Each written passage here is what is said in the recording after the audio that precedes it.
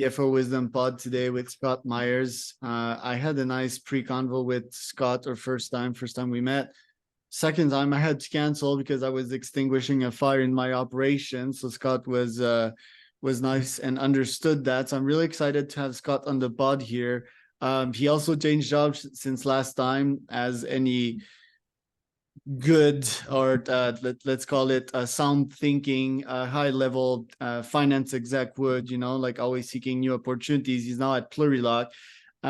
It's brand new, so I want to talk about that, but maybe before we do, Scott, introduce yourself, please. Tell us about the personal Scott, tell us about the CFO Scott.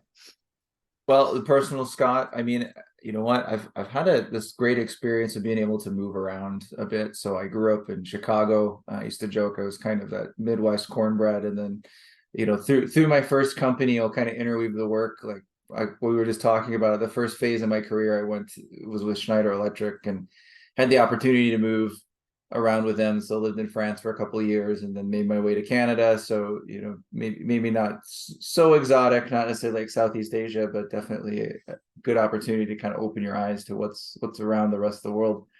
And then from there, kind of second phase, I've been working in small and mid cap, as well as helping a few startups along the way. That's kind of like more of the passion project side. So it's kind of a little bit about me. Happy to drill in on any of that, Charles. Yeah, my first my first business was a nootropic in Canada, Health Canada approved, science backed. We invested a whole lot in like proving the efficacy successfully of the product, that it was neuroprotective and so forth. It was a hell of a product. We had the best product, but was lacking the sales, and the marketing. And both me and my partner were somewhat good. I dedicated the last 10 years of my life to that. So yeah, that stuff is hard. First lesson for the listener, even if you have the best product. The point is, my co-founder, he was a finance guy. And well, I'm not sure at that stage of the business how useful that was, because both of us were mostly in product sales and marketing. But I still consider up to this day financial skills to be one of the most important aspects of business and probably life, because we live under this capitalism system, and who doesn't get motivated by money coming in the bank, right? We all feel this surge of energy when we get that money, and that's for reasons, because it's energy. Right. It's money that we can reinvest. Nowadays, I'm seeking to get better at finance, almost at CFO level, which is why I have this podcast. How can a salesperson guy like me that started in sales but shifting itself into a product and more CEO role and high level thinker, a guy that wants to create his ecosystem of startup, how can I get better at managing finances and acquiring these financial engineering skills?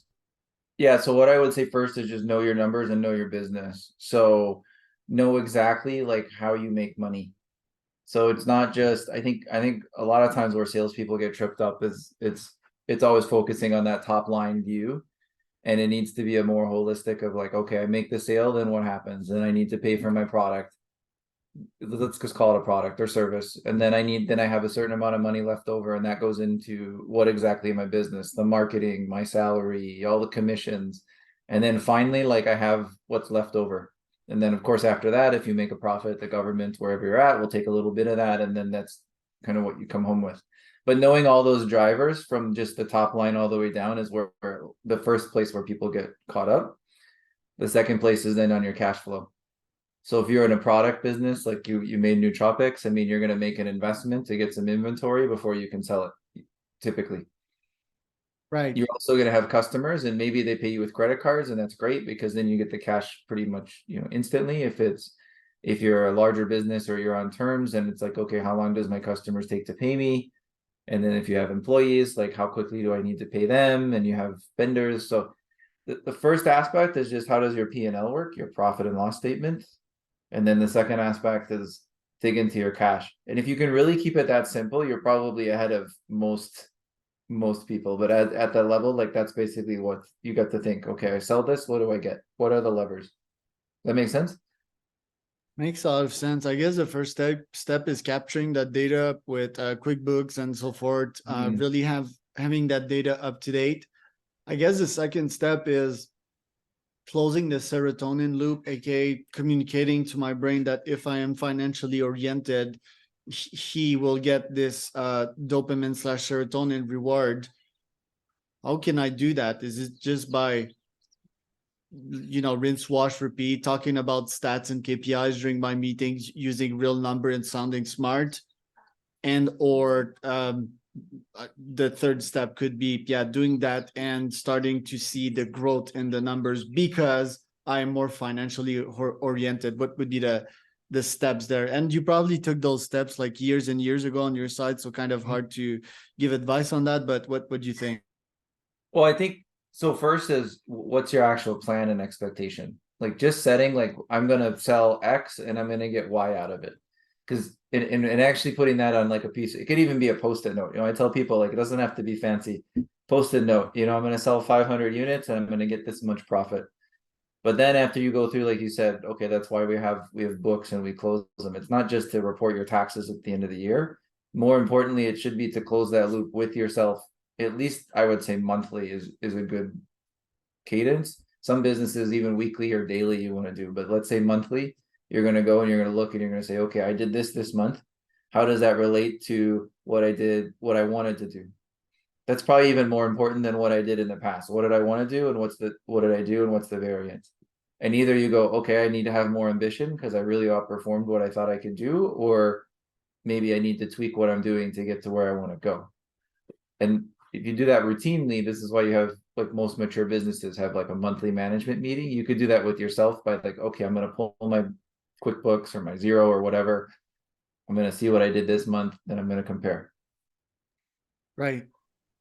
If I want to build this agency ecosystem, it's sort of like, yeah, recruitment agency, software agency, podcast agency, SDR agency, and have a COO slash CEO manage each of these businesses. How should I go financially? Should I have a CFO help me check like the health of my ecosystem? Or should I have one CFO per business? Like, what would you recommend I do in terms of advisory to have this ecosystem built? Because each of these CEOs, they would take probably 25-30% of the revenue of these businesses. And another 25 would be to maintain these businesses, pay the employees, the softwares, and so forth. And I try to have a profitability of 50%, which is pretty bold in this niche, especially if I give out 25% to that person. How would you recommend that I make this happen? Should I like hire a CFO? How much should I pay this CFO, to make it interesting for that person? What do you think? Yeah, I mean, you have some options, I think, in terms of hiring somebody for finance. Probably what I would do since you're starting it up is start with some sort of virtual CFO service. I will caution that, there's different types of virtual CFOs. So probably what you need is typically first when you're starting up, you need somebody to do what I would just call the basic blocking and tackling. Like, do you have the system set up and the process set up? Do you have somebody that's doing your bookkeeping? Who is that? Figure that piece out first. Then the second phase, and this may be a different person, is somebody who's more able and says, okay, what are you trying to do? Let's build your financial plan. And then really for each of those people, you should be having some sort of regular review with them, whether it's quarterly or monthly. Probably when you're starting out, it'll be even weekly of like, okay, this is what I want you to do. And it may be more operational, but then as that matures and gets larger, it'll be more financial of, okay, here's your revenue target for your podcasting business, let's say, and what are you hitting? Okay, are you hitting it or not? And have a CFO help you walk through. So I think it'll mature. I'm not sure exactly where you're at right now, but I would say like start with somebody, get the basic kind of blocking and tackling right. Just set up a good financial process and system. And this is really basic stuff, and it's boring, but it impacts a lot of business. Like just setting up your general ledger and your chart of accounts is something, it's probably worth having somebody help you with. It probably doesn't have to be that expensive, but if you set up a bad one, then it's like a legacy of pain that you'll have for your business. So you start with the basics and then start building in these processing periods. So I have a monthly review, and then after you get there, you start putting that on your guys of like, okay, what's your forecast? How am I going to build up my budget, my plan for next year? And then they get measured against that. So that's where you really start. It's like it starts at the beginning and then goes to the accountability of your team. Say that I want to reach a billion or even $1 trillion worth in with my ecosystem in less than 15 years. Mhm. Do you think that this method, which is commonly referred as bootstrap, with the AI trends that we're seeing and VC money, VC checks being smaller and employee requirements being lower nowadays with AI only getting better and employees growth rate not following the same growth curve. Do you think that this ecosystem thing that I'm building can get me there as fast or as efficiently, aka like me retaining full power over this ecosystem and not being influenced by other folks that do not think alike me? Do you think this is a feasible and scalable model to reach this goal, or should I also take some external capital? I mean, it sounds like if your goal is to hit those levels, unless you have some very, very early proof of concept where you could get cash and feed the business, 100%, it's probably going to take some dry powder, if you will, some jet fuel. I don't, just off the cuff, and this is probably a deeper conversation, but off the cuff, like you will need to invest in that growth, at least in the initial phase, to start building out your infrastructure in order to have a platform to do that.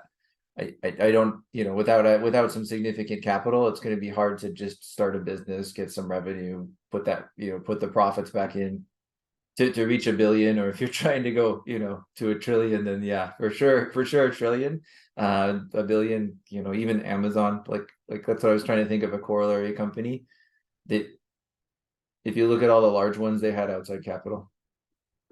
Right. It's either this, the classical model, or there's, the black swan type of event, aka like AI really taking over, or one of my business really moonshotting by itself.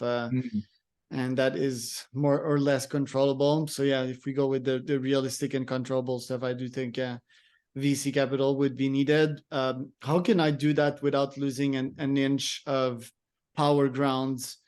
Because I'm this libertarian guy and I don't like to be told. I also have very contrarian thesis, but I back them up with a lot of data. I can listen to folks, but I feel that most humans just recycle past knowledge or past content and assume a lot of things, right? While I don't. How Right. can I not give up power over my business and still take the capital in? So I think there's a few ways. So you can do what I'll call like the Facebook method, which I'm sure they didn't invent, but it's in terms of restricted voting shares. So you kind of make yourself the super voter, if you will. Like every share you own gets 10 votes, and anybody else gets one. That can work. But again, like this is all negotiation with who's giving you the money. So it may even be just finding the right partner in terms of venture capital firm. I think that's probably going to be part of it. Like they're really going to need to understand, first you have to convince them to give you money, and second you have to convince them to give you money and just like, in effect go away and let you work. So that's probably going to be an added challenge for you. I think anybody giving money usually likes to have some sort of say in the business or get updates, and you may have to make some sort of a bargain there. Like, and what are you willing to give up, and what are you willing to get in return? Um, you know, bootstrapping though, I think like people have this bad image, or and don't let me clip your wings here. So you got to do what you want to do, but starting a business in, let's say, in 10 years and you're only 200 million or something is not going to be a bad result or not, because at that point maybe that's what you need to get to in order to get to your billion, in the 5 years later. You recommend IPOs, and how can I make my company IPO ready? So there's a few things that, I mean, one, like what I'll generally, and there's a right way and a wrong way to do it. So you can ride a hype wave, which we've seen in certain industries like cannabis, or I think psychedelics had a little bit of this, and crypto definitely, and esports that I've been involved with. Like you can ride a wave in IPO, but really the most important thing, because you can't outrun and you can't outtrade a bad business model. So you need to have a working, viable business model first, is what I would tell people. Then the second thing is, do you have the processes and procedures that you need to IPO? Meaning, do you have like, are you meeting public company standards? Especially in the US, like and that's a cost. And you may want to look at it and say, would I rather go to the private markets? Would I rather take on private debt versus going public? So there's some advantages to going public, like being forced to operate in a very like regulated environment also can make your company more disciplined. But most companies, it's going to cost you 2 to 4 million a year just for that. So that's 2 to 4 million less of profits that you can reinvest into the company. So those are some considerations. I think, some people say, yes, go public. I hear these success stories, but there's a reason why a lot of businesses are private and why a lot of PE firms still exist, because they can operate way more efficiently outside of that. Now, if you want to get capital, I think it's a good place, especially if you're in the right market, you have a good business model. It's a good way to get capital. It's also a good way to de-risk your personal self, because once you do that as an owner, you can get loans on the stock that you own of your own company, and then in effect, like, never really have to pay them off for pretty decently low interest. Like there's certain ways that you can, again, de-risk yourself and still have control of the company. That said, it really depends on your overall goal. That's why I start with, what did you want to do and what did you actually do? And if you get into a process of doing that, especially with your business, that's the only way you're going to grow and make your business more effective. If you don't get into that process, you can run your business for 30 years and still have the same results.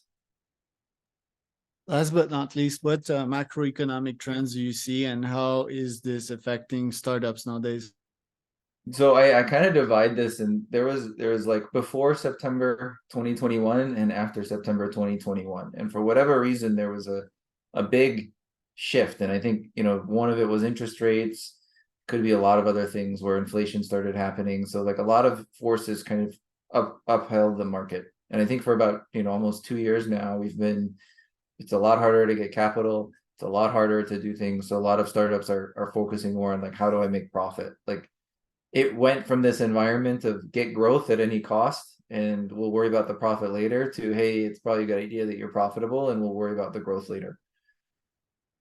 I see that somewhat changing again. So, I'm anytime you predict the future, like, what is it, like, predict the future and God laughs or something. So like it's gonna be like, but I see it getting a little bit, like, I feel like it's changing again. And the reason why I feel like that is, it seems like the conversations that I've had and the openness of investing is there. Because I think a lot of these investors have just kind of, basically held onto their money for 2 years. But guess what? They still wanted to deploy their capital. So I think after kind of this hiatus or this winter, I think it seems like they're thawing now. Could something happen in the world and all of a sudden we go back into tight capital controls? Maybe. Again, like, you never really can predict, but it seems like that's the way it's going. So I think, like, if I was in the startup land again, you can, the fundamental thing is you need a good business model. And you make your model and you run your thesis, and it either works or it doesn't, or you need to tweak it, somewhere in between. If you do that, then like finding capital, if you need capital, is easier, or finding support is easier. Even on the debt side, it's more comfortable, right? Okay, I have a good business model, I can take on some debt to fuel some growth, and I have enough cash flow to pay off this debt. If you don't have that good business model, or you're just telling yourself like, hey, I'm going to do this crazy idea and it may or may not work, I mean, it's going to be a lot more difficult. And now it's just with higher interest rates, somebody's going to say like, I can get 5% over here. And sure, maybe I can get 100% with you, but I could also lose my entire investment with you. So there's a lot more competition. Yeah. Right. Thank you, Scott. Where can people find out more about you? So the best place to get a hold of me is LinkedIn. I'm pretty good about even like just messaging anybody. So like, feel free to contact me there. You can see some of the stuff that I talk about as well. I think it's Scott-Meyers-CPA. So fairly easy. And yeah, thank you. Thank you, Scott.